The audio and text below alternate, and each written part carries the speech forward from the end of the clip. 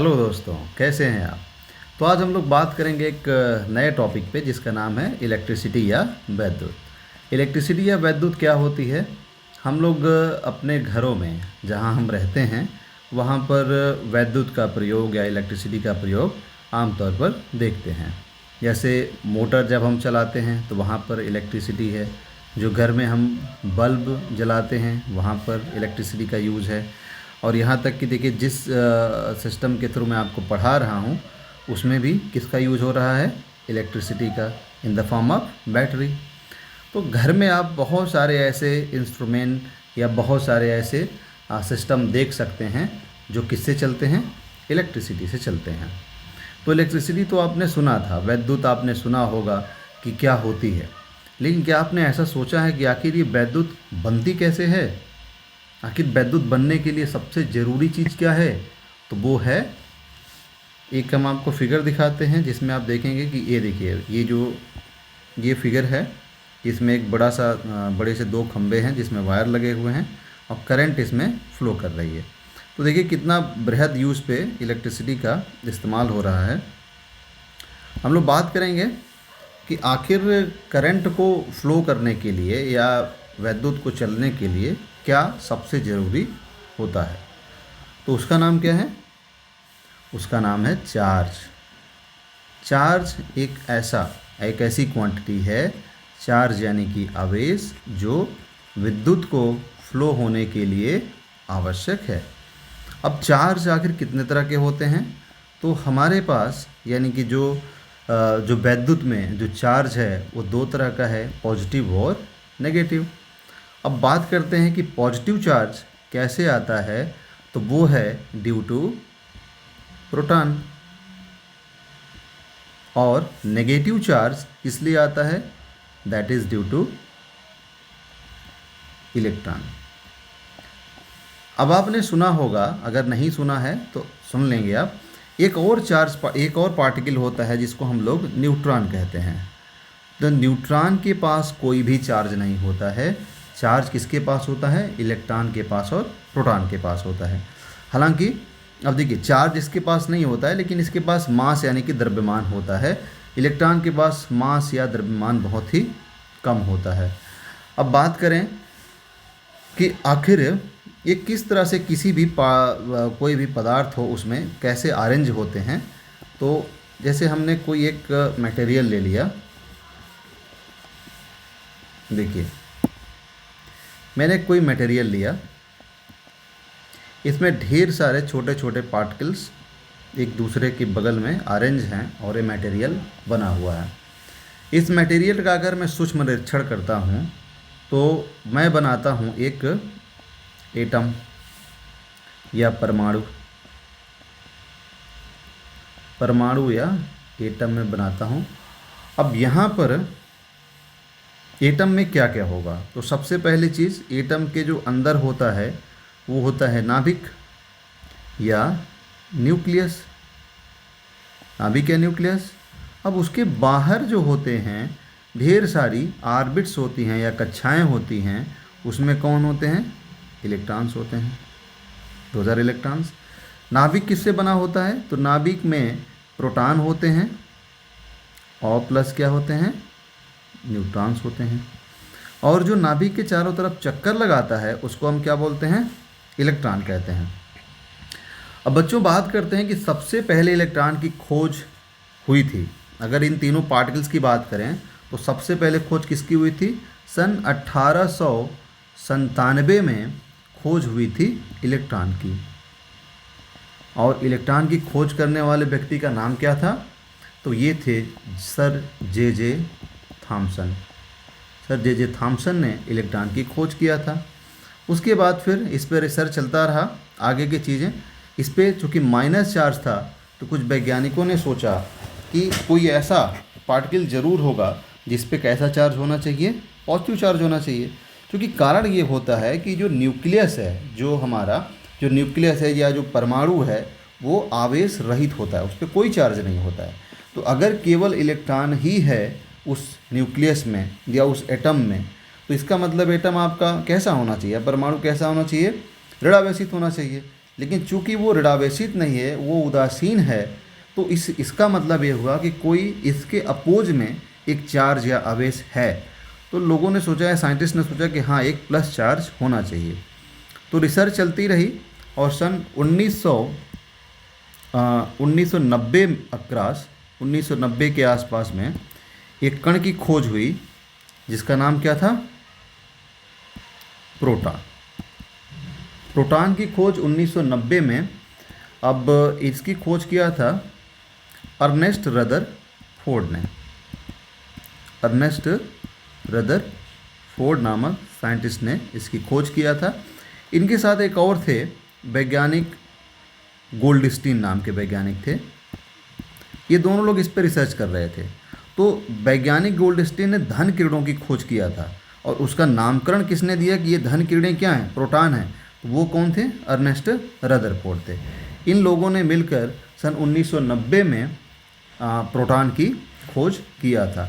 तो ये चीज़ क्लियर हो गई कि जिस तरह से इलेक्ट्रॉन है उसी तरह से परमाणु में प्रोटॉन भी हैं, और ये दोनों मिलकर एक दूसरे को न्यूट्रलाइज करते हैं, यानी कि उदासीन कर देते हैं। क्योंकि जैसे इलेक्ट्रॉन के पास अगर 10 आवेश प्लस में है तो माइनस में है, तो प्रोटॉन के पास आवेश कितना हो जाएगा? प्लस 10 में हो जाएगा। ठीक है, तो अब यहाँ तक बात हो गई। अब एक और बात है, वो है किसकी? न्यूट्रॉन की। तो न्यूट्रॉन की खोज किसने किया था? ये हैं जेम्स चैडविक। जेम्स चैडविक नामक साइंटिस्ट ने न्यूट्रॉन की खोज किया था। तो न्यूट्रॉन की खोज किया था जेम्स चैडविक। जेम्स चैडविक नामक साइंटिस्ट ने इन्होंने खोजा था। इनका कहना ये था कि जो परमाणु है, परमाणु का जो द्रव्यमान है वो मूल रूप से नाभिक में जो भी कण उपस्थित हैं उन्हीं के कारण होता है, और इलेक्ट्रॉन क्या है? नाभिक के बाहर रहता है। और ऐसा प्रयोगों में देखा गया, एक्सपेरिमेंट में, कि जो इलेक्ट्रॉन पे जो आवेश है, जो इलेक्ट्रॉन पे आवेश है वो तो ऋणात्मक है, लेकिन जो द्रव्यमान है इलेक्ट्रॉन का वो बहुत ही कम है। तो ये हुआ कि आखिर जब इलेक्ट्रॉन का द्रव्यमान बहुत ज़्यादा कम है और जो नाभिक का जो परमाणु का जो टोटल द्रव्यमान है वो प्रोटॉन के भी द्रव्यमान से ज़्यादा है। क्लियर? तो फिर यानी क्या मतलब हुआ कि जो पूरे एटम का जो द्रव्यमान है वो प्रोटॉन के अलावा कोई और ऐसा पार्टिकल जरूर है जिसके द्रव्यमान को इसके साथ क्या किया जा रहा है? जोड़ा जा रहा है। तो इस आधार पर ये रिसर्च फिर लोगों ने समझा, और सन 1932 में एक वैज्ञानिक थे जिनका नाम था जेम्स चैडविक। उन्होंने न्यूट्रॉन की खोज किया और उन्होंने कहा कि हाँ एक पार्टिकल है जो कि न्यूक्लियस में प्रोटॉन के साथ रहता है। तो अब बात करें इनके द्रव्यमान की। आवेश और इनके द्रव्यमान की अगर बात किया जाए, इलेक्ट्रॉन ले लें हम लोग, फिर है आपका प्रोटॉन ले लें, फिर है आपका न्यूट्रॉन ले लें, तो आवेश कितना होगा? आवेश यानी कि चार्ज, और इनका द्रव्यमान यानी कि मास। तो इलेक्ट्रॉन का जो चार्ज है वो होता है माइनस, प्रोटॉन का चार्ज क्या होता है? प्लस, और न्यूट्रॉन पे कोई भी आवेश नहीं होता है। इलेक्ट्रॉन पे चार्ज क्या होता है? -1.6 इंटू 10⁻⁻19 कूलाम, और प्रोटॉन पे चार्ज जाएगा आपका 1.6 इंटू 10⁻⁻19 कूलाम। दैट इज़ ये इस पर माइनस होगा और इस पर क्या हो जाएगा? प्लस। इस पर कोई चार्ज ही नहीं है। अब बात करते हैं इलेक्ट्रॉन के द्रव्यमान की, तो ये होता है आपका 9.1 इंटू 10⁻⁻13 31 kg। और प्रोटॉन और न्यूट्रॉन दोनों के जो द्रव्यमान है, दोनों ही द्रव्यमान कितने हैं? सेम है, और ये आपका होगा 1.67 इंटू 10⁻⁻27 kg। तो mass of proton is equal to mass of neutron, right? और ये आपका कितना हो जाएगा 1.67 इंटू 10⁻⁻27 kg। और क्या आपने देखा, जो चार्ज ऑफ, ठीक है, अब ये जो मास ऑफ प्रोटॉन है और मास ऑफ न्यूट्रॉन है, ये इलेक्ट्रॉन के द्रव्यमान से बहुत ज़्यादा है। अब आप ये सोच लीजिए कि इलेक्ट्रॉन के द्रव्यमान में अगर हम 2000 गुना 2000 से मल्टीप्लाई करें मास ऑफ इलेक्ट्रॉन, तब जाकर वो इसके बराबर होगा। यानी कि मास ऑफ इलेक्ट्रॉन क्या हो जाएगा 1/2000 times of mass of neutron और मास ऑफ प्रोटॉन। आपने समझा? तो ये हमने जाना कि किसी भी परमाणु में मूलतः 3 कण हैं, इलेक्ट्रॉन, प्रोटॉन और न्यूट्रॉन। ये भी हमने जाना कि इन पे आवेश कैसा होता है और इनका द्रव्यमान कैसा होता है। अब हम लोग बात करते हैं कि आखिर किसी भी पदार्थ में जो इलेक्ट्रॉन है उसकी स्थिति क्या है और प्रोटॉन की स्थिति क्या है और न्यूट्रॉन की स्थिति क्या है। थोड़ा सा देखते हैं। ये मान लीजिए कि कोई पदार्थ है, ये इसका नाभिक है, इसमें कौन होंगे, प्रोटॉन और न्यूट्रॉन, और इसके बाहरी कक्षा में कौन होगा, इलेक्ट्रॉन होगा। इलेक्ट्रॉन फ्री होता है, सबसे बाहरी कक्षा, कई ढेर सारी कक्षाएं होती हैं, इसमें इलेक्ट्रॉन रिवॉल्व करते रहते हैं। क्लियर? सबसे बाहरी। और यहाँ से नाभिक का जो आकर्षण बल है, जैसे यहाँ नाभिक के पास में, नाभिक में कौन होते हैं, प्रोटॉन और न्यूट्रॉन। तो प्रोटॉन तो जा नहीं सकता, क्योंकि नाभिक पे, इस पे जो नाभिकीय बल जो कार्य करता है प्रोटॉन पे, वो बहुत ज़्यादा होता है, तो प्रोटॉन मूव नहीं कर सकता। और फ्री कौन हो सकता है, इलेक्ट्रॉन। यहाँ तक कि अगर आप अपने हाथ को थोड़ा सा भी ऐसे रब करें, रगड़ें, तो लाखों की संख्या में इलेक्ट्रॉन्स आपके शरीर से बाहर जम कर जाते हैं। तो आप सोच सकते हैं कि इलेक्ट्रॉन कितना फ्री हो सकता है, क्योंकि उस पर जो नाभिक का जो आकर्षण बल है ना, वो बहुत ही कम होता है। तो इस केस में इलेक्ट्रॉन बाहर मूव कर सकता है। अब हम लोग बात करेंगे कि आखिर जो करंट है आखिर बनती कैसे है। हमने जान लिया कि चार्ज क्या होता है, चार्ज यानी कि आवेश क्या है, ठीक है। आवेश में कितने तरह के आवेश हैं, पॉजिटिव आवेश हैं और माइनस आवेश हैं। अब ये भी हमने जाना कि आवेश को बनने के लिए, या क्लियर, आवेश को बनाने के लिए, बनने के लिए सबसे ज़्यादा रिस्पॉन्सिबल कौन है, इलेक्ट्रॉन है, क्योंकि ये सबसे ज़्यादा फ्री होता है, ये आराम से मूव कर सकता है। तो जैसे कि हमने एक ये मटेरियल बनाया और इसको मैंने क्या किया, एक बैटरी से कनेक्ट कर दिया, ठीक है। ये बैटरी पे मान लीजिए ये प्लस चार्ज है, ये प्लस टर्मिनल है बैटरी का, ये माइनस टर्मिनल है। जैसे ही बैटरी के इस टर्मिनल को हम यहाँ से कनेक्ट करेंगे, तो इस मटेरियल में अगर यहाँ इलेक्ट्रॉन है, मान लीजिए कि ये आपका इलेक्ट्रॉन है, यहाँ इलेक्ट्रॉन है, यहाँ इलेक्ट्रॉन है, इस तरह से ढेर सारे इलेक्ट्रॉन मटेरियल में उपलब्ध होंगे। जैसे ही बैटरी इससे कनेक्ट होगी, ये इलेक्ट्रॉन इसके पॉजिटिव टर्मिनल की तरफ आकर्षित होना शुरू हो जाएंगे। एक चीज़ और आपको मैं बताना थोड़ा भूल गया कि जो पॉजिटिव चार्ज होते हैं, पॉजिटिव चार्ज और पॉजिटिव चार्ज, ये एक दूसरे के साथ जुड़ना नहीं चाहते हैं, यानी कि इन दोनों में क्या होता है, प्रतिकर्षण होता है। पॉजिटिव चार्ज में क्या होता है, प्रतिकर्षण, यानी कि रिपल्सन होता है, दे रिपेल ईच अदर। और एक पॉजिटिव चार्ज और एक माइनस चार्ज है, तो इसमें क्या हो जाएगा, attraction, they will attract each other, right.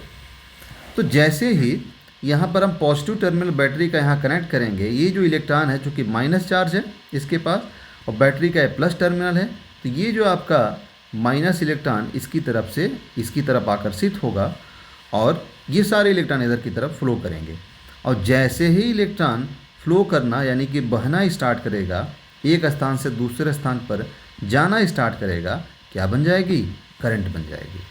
तो दोस्तों करंट यानी करंट क्या है, करंट है इलेक्ट्रॉनों का एक स्थान से, इलेक्ट्रॉनों या आवेश का, चाहे आप पॉजिटिव आवेश कहें चाहे आप ऋणात्मक आवेश कहें, आवेश का एक स्थान से दूसरे स्थान पर जाना। अब चूँकि माइनस आवेश यानी कि इलेक्ट्रॉन बहुत फ्री होते हैं, वो जा सकते हैं, और प्रोटॉन चूँकि भारी होता है वो जा नहीं सकता, इसलिए हम लोग सामान्यतः क्या कहते हैं, इलेक्ट्रॉन ही मूव कर रहा है। क्लियर? एक मैं आपको वीडियो दिखाता हूँ जिसमें आप अच्छे से आपको क्लियर हो जाएगा कि आखिर इलेक्ट्रॉन का मूवमेंट कैसा है।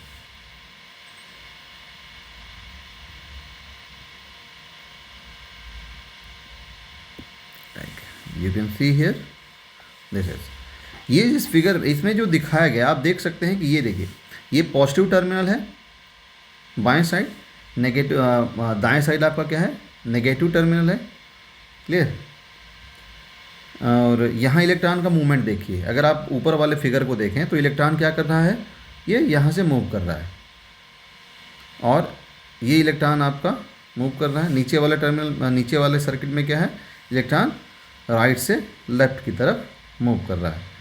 तो जैसे ही आप बैटरी को लगाएंगे, बैटरी के पॉजिटिव सिरे को लगाएंगे, तो उस साइड इलेक्ट्रॉन मूव करना शुरू कर देंगे। यहाँ भी आप देख सकते हैं कि ये आपका पॉजिटिव दाएं साइड में जो प्लस चिन्ह है रेड कलर में, उस साइड ये जो इलेक्ट्रॉन्स हैं ये फ्लो कर रहे हैं। ऊपर देखिए लिखा हुआ electron flow, right? So electron will flow towards positive terminal. Clear? अब हम लोग बात करेंगे कि करंट की डायरेक्शन क्या होती है। करंट से डायरेक्शन, तो ये एक मान्यता है कि जो करंट की डायरेक्शन होगी ये होगी opposite to the direction of flow of electron, right? यानी कि अगर इलेक्ट्रॉन आपका इस दिशा में गति कर रहा है, इस डायरेक्शन में मूव कर रहा है, तो करंट की डायरेक्शन किधर होगी, opposite to the direction of electron. ये नेगेटिव चार्ज के लिए है। अब फॉर पॉजिटिव चार्ज, अगर पॉजिटिव चार्ज मूव कर रहा है जिस साइड में, तो हम क्या करेंगे, उसमें डायरेक्शन को सेम डायरेक्शन ले लेंगे। तो for positive charge direction of current, what will be, direction of current will be in the direction of flow of what, positive charge, right? अब हम लोग बात करेंगे मटेरियल के बारे में। मटेरियल क्या होते हैं? मटेरियल यानी कि सबस्टेंस या पदार्थ, ये क्या होते हैं? अगर हम करंट के टर्म में बात करें तो जिस मटेरियल में करंट फ्लो कर सकती है उसको हम क्या कहेंगे, कंडक्टर। और जिस मटेरियल से करंट फ्लो नहीं कर सकती है उसको हम क्या कहेंगे, इंसुलेटर। तो कंडक्टर यानी कि चालक, इंसुलेटर यानी कि अचालक या कुचालक। तो चालक में आप देख सकते हैं जैसे क्या क्या हो जाएगा आपका, आयरन यानी कि लोहा, ठीक है, तांबा, कॉपर, चांदी। चांदी सबसे बेहतरीन, सबसे बढ़िया, वन ऑफ द बेस्ट नहीं, मतलब सबसे बेहतरीन चालक है, सबसे बेस्ट कंडक्टर है चांदी। और कुचालक की अगर बात किया जाए तो जैसे लकड़ी हो गया, राइट, और आपका टेबल हो गया, चेयर है, ये सब क्या है, कुचालक है जिसमें करंट फ्लो ना कर सके।